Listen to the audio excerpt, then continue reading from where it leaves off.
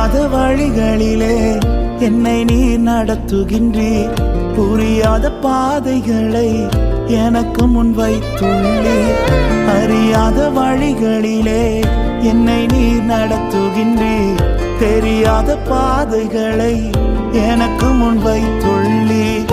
இருளை வெளிச்சமாய் என் முன்னே மாற்றிடுவீர்.